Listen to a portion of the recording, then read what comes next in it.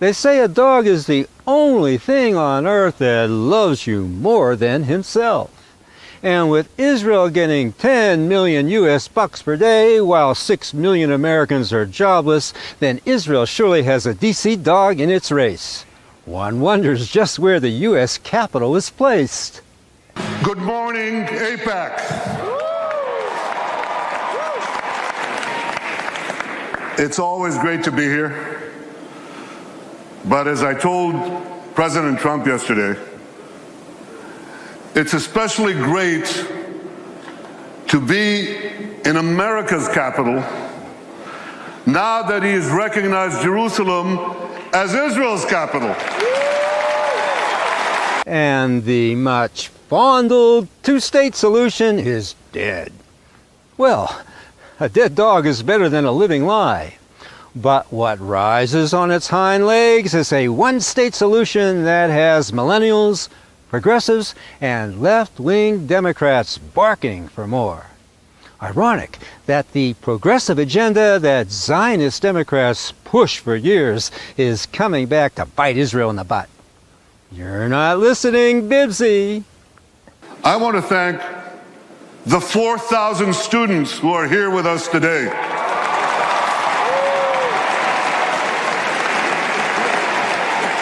4,000 students.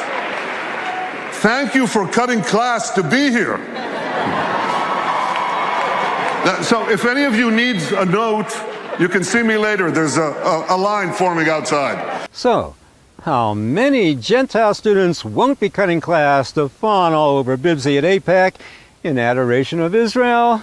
Easily a few million millennials with a growing sympathy for the Palestinian cause and a rising suspicion of the Zionist mission.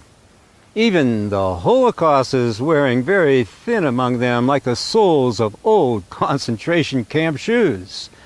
According to a recent study, 2/3 of millennials never even heard of Auschwitz.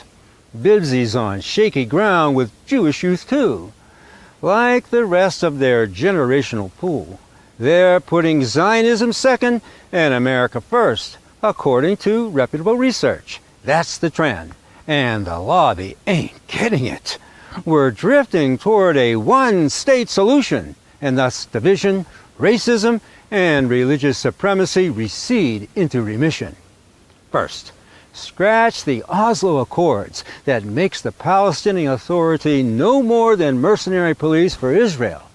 Second, the Arab League, Egypt, Lebanon, Syria at the lead, must draft a resolution to the UN demanding Israel to grant civil, political, and property rights for all Palestinians in the occupied areas and within the pre-67 precincts.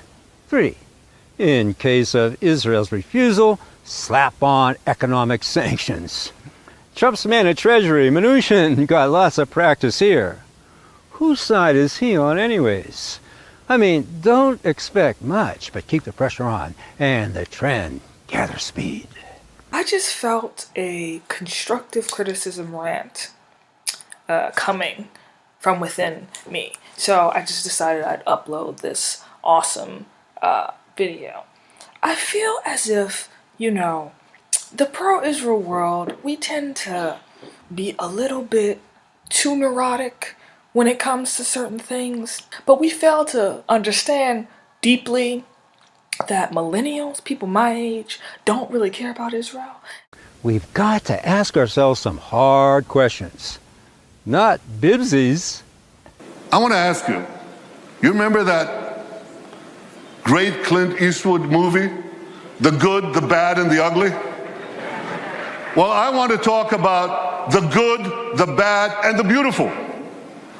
The good are all the good things that we are doing in Israel that are helping make the world a better place.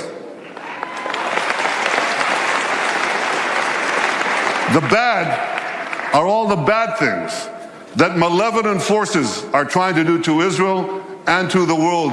I've spoken about the good and the bad. There's plenty of both.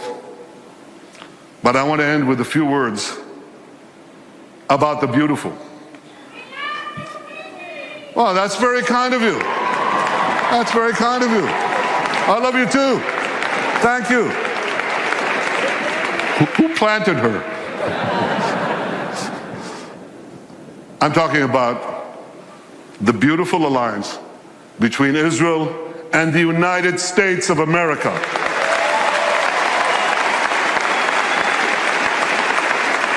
I'm talking about the beautiful alliance that has brought all of you here to Washington, the beautiful alliance that you work day in and day out to make stronger and to make better. Yeah, like our U.S. tax dollars that we work for day in and day out, tagged for Israel at $4.5 billion a year.